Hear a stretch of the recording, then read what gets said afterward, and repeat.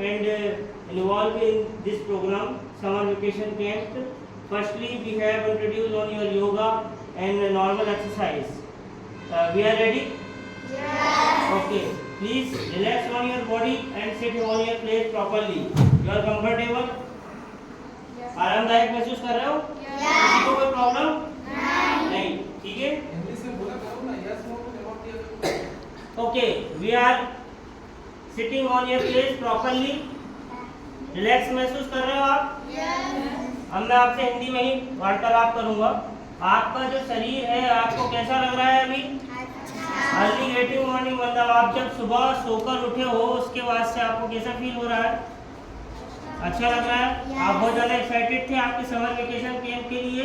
आज आपका summer vacation camp का फर्स्ट डे है और आपकी फर्स्ट क्लास है जो कि योगा क्लास है. योगा क्लास में ले रहा हूँ. मेरा नाम है शुभेंद्र चोरे. ठीक है. अब मैं आपको योगा की कुछ टिप्स बताना चाहूँगा करने से पहले. आपको सबसे पहले तो आपकी बॉडी को रिलैक्स महसूस करना है. सांसें बिल्कुल नॉर्मली लेना है आपको, जैसे आप लेते हैं. आपकी जो बैक पेन है या आपका जो रीढ़ की हड्डी है उसको बिल्कुल स्ट्रेट रखना है. कोई भी झुक के नहीं बैठेगा. ठीक है. और सबसे पहले हम ध्यान करेंगे, मेडिटेशन करेंगे, क्योंकि मेडिटेशन करने से ही क्या होता है, कंसंट्रेशन पावर में बहुत अच्छी ग्रोथ होती है. तो सबसे पहले सभी लोग सांसें लें अच्छे से प्रॉपरली और अपनी अपनी आंखों को कुछ समय के लिए बंद कर लें और किसी भी प्रकार की कोई आवाज़ ना करें. जितना ज़्यादा आप अपने आप को शांत रखोगे उतना ज़्यादा आप आपके जीवन का बहुत अच्छा विकास कर पाओगे. आपने देखा होगा आपके जीवन के विकास के लिए सबसे ज़्यादा ज़रूरी है कि आप अपने आप को शांत रखें. तो अब आप अपनी आंखों को बंद करोगे और मैं जब तक नहीं बोलूँगा तब तक कम से कम लगभग आपको 2 मिनट तक इस एक्सरसाइज को करना है. इस एक्सरसाइज को करने से आपका मेडिटेशन पावर जो है, आपका कंसंट्रेशन पावर जो है वो सबसे अच्छा होगा. तो सभी लोग अपने आप को स्ट्रेट करें, किसी प्रकार की कोई बातें ना करें और अपनी आंखों को बिल्कुल बंद कर लें और बिल्कुल रिलैक्स महसूस करें. करिए सभी लोग, अपनी आइज को क्लोज कीजिए, हाथों को बिल्कुल स्ट्रेट रखिए और मन ही मन ओम का उच्चारण कीजिए. बोलना नहीं है, बस करना है मन ही मन में, ताकि आपका एक ही जगह पर ध्यान लगे. ध्यान लगाने के लिए हम इस योगा को कर रहे हैं, इस एक्सरसाइज को कर रहे हैं. इसको करने से हमारे शरीर का जो ध्यान है जो इधर उधर भटक रहा है वो एक ही जगह लगेगा.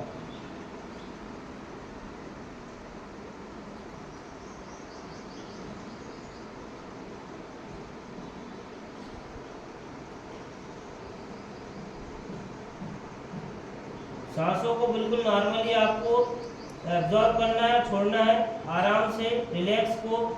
किसी को भी सांसों को तेज गति से नहीं लेना है.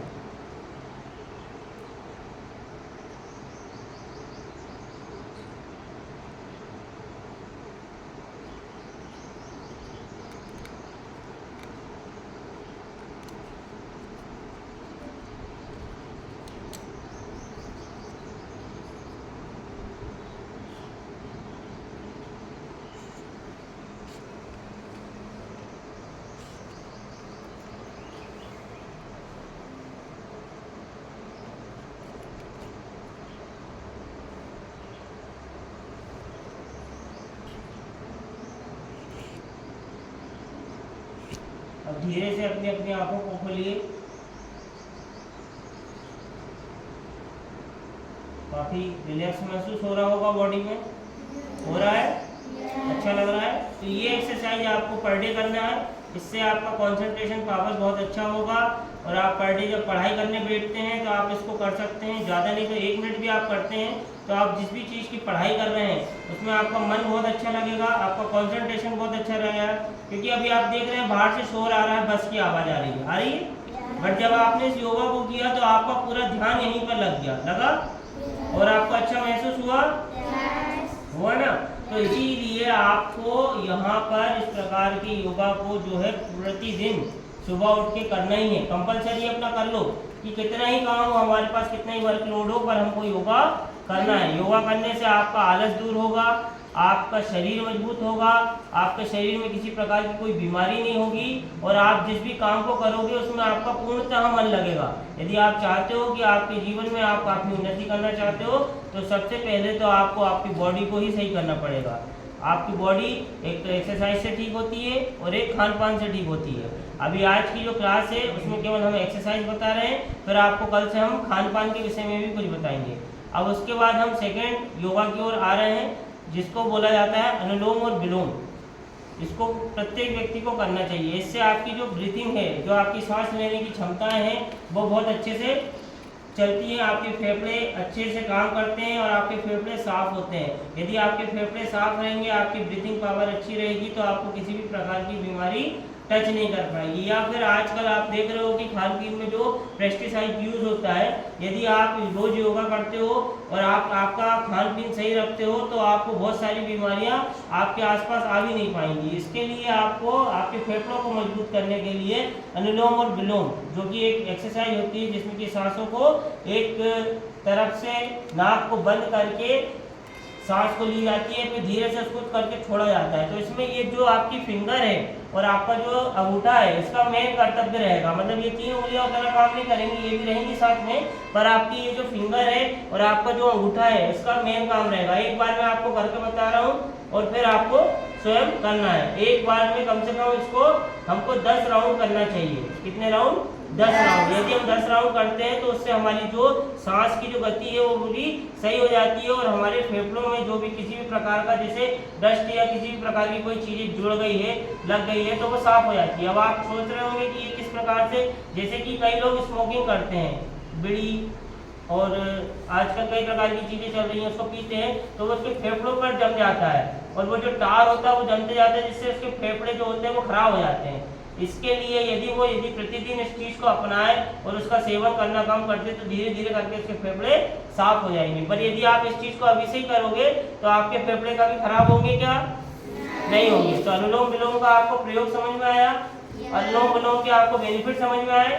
अब इसको करा कैसे जाता है उसको हम सीखेंगे। तो सबसे पहले तो आप रिलैक्स होकर बैठ जाइए, आपकी बॉडी बिल्कुल स्ट्रेट रहनी चाहिए और ये देखिए ये तीन उंगलियां आपकी अलग रहेंगी और ये जो एक उंगली है और एक ये अंगूठा, तो ये देखिए सबसे पहले मैंने अंगूठे से इस वाली नाक का जो ये वाला पोर्शन इसको बंद किया, तेज सांस ली, फिर यही वाली उंगली को लाके इधर रखा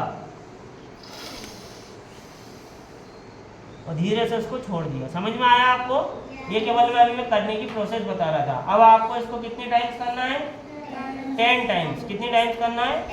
पर जब आप फर्स्टली इसको सीख रहे हैं, आप इसको कर रहे हैं, तो आप इसको स्लो गति से करेंगे। आप आपकी स्पीड नहीं बढ़ाएंगे, जितना स्लो करेंगे उतना ज़्यादा आपके शरीर को बेनिफिट होगा। तो आपकी गति कैसी होनी चाहिए? बिल्कुल स्लो होनी चाहिए और बिल्कुल आराम से इसको रिलैक्स मोड में आपको करना है। समझ में आ रहा है सभी को प्रॉपरली? सभी को क्लियर है? ऐसा कोई बच्चा जिसको कि ये एक्सरसाइज समझ में नहीं आई है? अच्छा, इसको क्या बोला जाता है?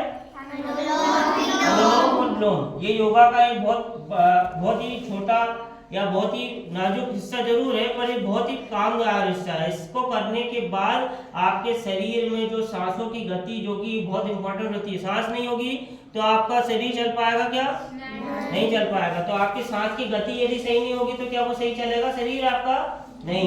तो सांस की गति को सही करने के लिए इस योगा को किया जाता है। जो भी बच्चा इस योगा को करता है या जो भी व्यक्ति इस योगा को करता है उसकी सांस की गति बिल्कुल ठीक हो जाती है। तो अब आप करेंगे, आपके हिसाब से 10 टाइम करना है। आप खुद ही मन में काउंटिंग करेंगे, कोई भी बच्चा शोर नहीं करेगा। अभी आपने मेडिटेशन किया, बिल्कुल शांति से आपको योगा को करना है। योगा का सबसे पहला नियम और सबसे इम्पोर्टेंट नियम यही है कि आपको बिल्कुल शांति से किसी भी प्रकार की एक्सरसाइज करते हो तो बहुत शांति से करना है, तभी उस एक्सरसाइज का बेनिफिट आपके शरीर को मिलता है। तो आपकी बॉडी को आपको स्ट्रेट करना है, आपकी बॉडी को बिल्कुल रिलैक्स करना है और उसके बाद आपको अनुलोम विलोम करना है अपने आप से। ठीक है, स्टार्ट।